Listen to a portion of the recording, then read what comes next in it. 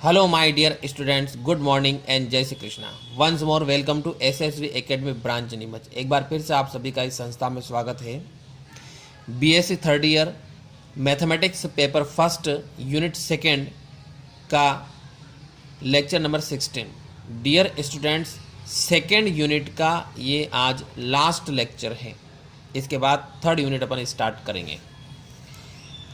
आज का एक बहुत ही इम्पोर्टेंट क्वेश्चन है, एक थ्योरम है, और ये थ्योरम 2011, 14 और 16 में पूछी गई है, इसलिए बहुत ही इम्पोर्टेंट है।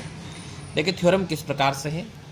सिल्वेस्टर्स लॉ ऑफ न्यूलिटी आर रैंक, यानी न्यूलिटी का मतलब होता है शून्यता, रैंक का मतलब होता है जाति, यानी शून्यता और जाति से संबंधित सिल्वेस्टर की एक प्रमेय है।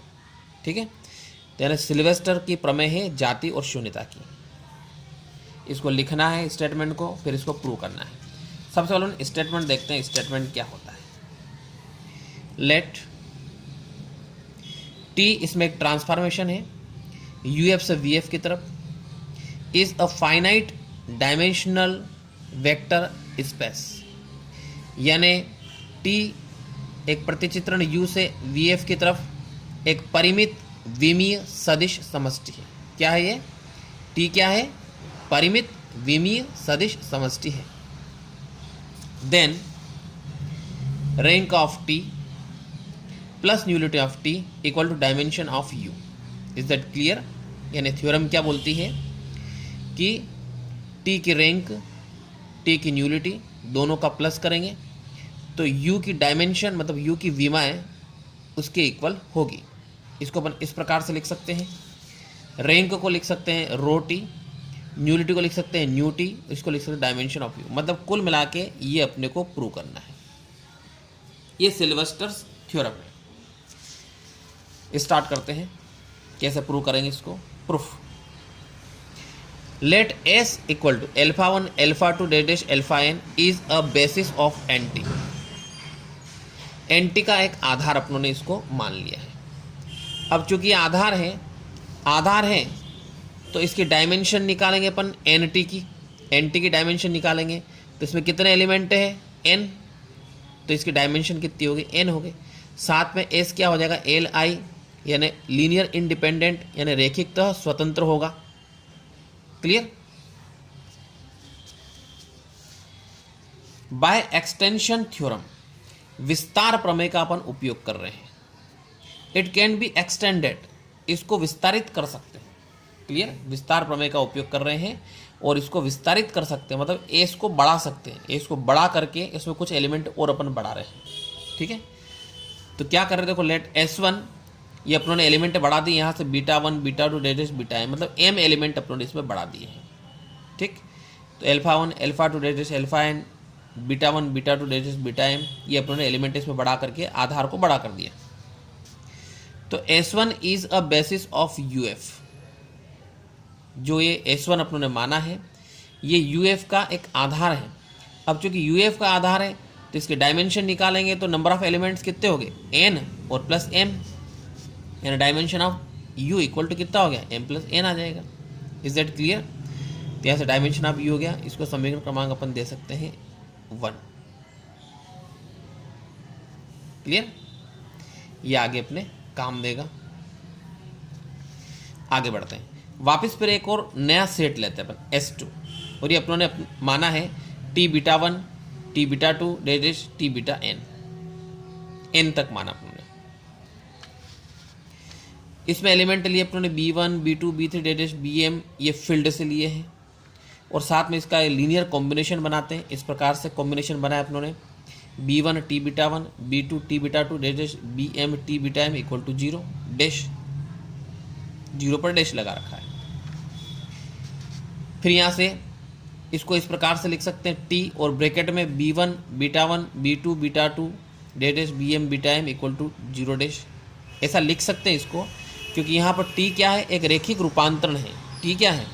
एक लीनियर ट्रांसफॉर्मेशन है। रीजन दे सकते हैं since T is LT, linear transformation है, इसलिए अपन इसको ऐसा लिख सकते हैं। वापिस जैसे टी प्रतिचित्रण जो रहेगा ट्रांसफॉर्मेशन रहेगा, तो इसका ट्रांसफॉर्मेशन जो है यानी जो अंदर का जो एलिमेंट है ये एनटी में बिलोंग्स करेगा, ठीक, एनटी में बिलोंग्स करेगा। एनटी यहाँ पर क्या है, शून्य समष्टि बोलते हैं इसको, नल सेट यानी शून्य समष्टि। आगे बढ़ते हैं।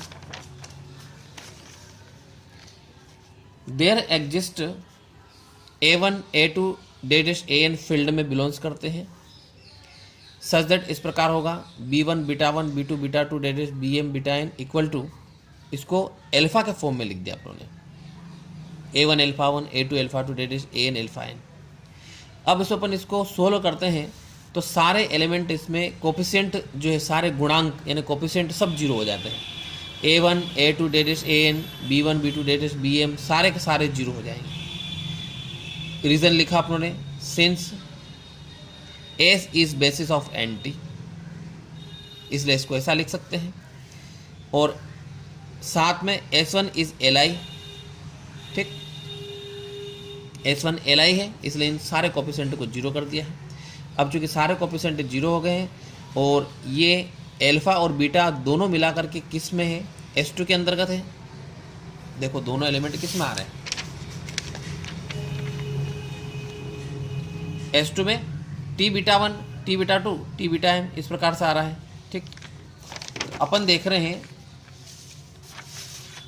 कि S2 is Li also Li, यानी S2 भी क्या होगा, एक लीनियर इंडिपेंडेंट होगा, रेखिकता स्वतंत्र होगा। Now beta belongs to RT,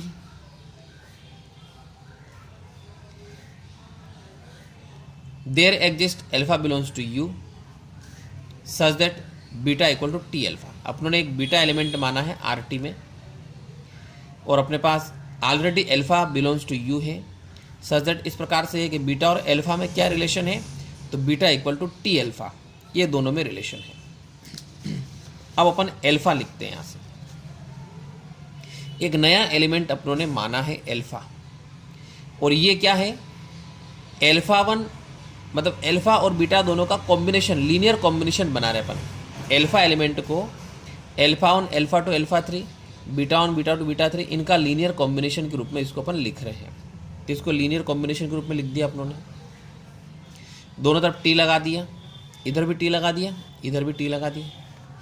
अब चूंकि अपन जानते हैं T क्या है, एक LT है, ट्रांसफॉर्मेशन है, इसलिए इसको इस प्रकार से लिख सकते हैं A1 T alpha 1 A2 T alpha 2 dash dash, फिर इसमें AN भी आएगा, यहाँ पे लिखा नहीं मैंने, AN TN अल्फा N आएगा, फिर B1 T beta 1 B2 T beta 2 dash dash BM T beta M, ऐसे लिख दिया अपने इसको।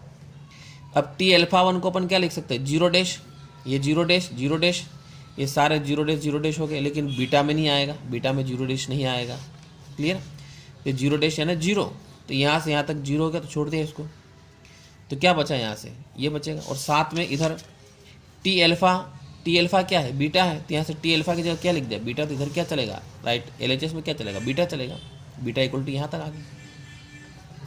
यानी बीटा जो है वो T beta 1 T beta 2 T beta M, ये किसके एलिमेंट है, देखो S2 के एलिमेंट है, इसके एलिमेंट है। इसका मतलब ये हुआ है कि बीटा एलिमेंट को S2 के लीनियर कॉम्बिनेशन के रूप में लिख सकते हैं। तो लीनियर कॉम्बिनेशन के रूप में लिख सकते हैं, इसका मतलब ये क्या हो गया, RT का एक बेसिस हो गया, तो S2 क्या हो गया, RT का एक बेसिस हो गया है। अब RT का बेसिस हो गया तो इसका मतलब इसके डायमेंशन निकालेंगे, तो डायमेंशन इसमें नंबर ऑफ एलिमेंट कितने M है, तो डायमेंशन कितनी हो गई, M हो जाएगी, क्लियर। इसको इक्वेशन नंबर दे देते हैं अपन 2। अब क्या होता है कि यहाँ से रैंक निकालते हैं, rank of T equal to M, मतलब डायमेंशन ऑफ RT को ही रैंक बोलते हैं। डायमेंशन ऑफ RT का मतलब होता है row T, clear, equal to M, N जोड़ दिया, N घटा दिया, N जोड़ा और N घटाया अपनों ने। अब M प्लस N को अपन समीकरण 1 से लिख सकते हैं, डायमेंशन ऑफ U, इसको लिख सकते हैं अपन न्यू T, क्लियर। अब न्यू T को इधर लाएंगे तो प्लस का हो जाएगा, तो रो यानी rank of T nullity of T equal to dimension of U। ये आपके सिल्वेस्टर की थ्योरम कंप्लीट है। तो डियर स्टूडेंट्स, आज ये अपने सेकेंड यूनिट कंप्लीट हो चुकी है और नेक्स्ट वीडियो जो है आपके यूनिट नंबर 3 का रहेगा। Okay, thanks.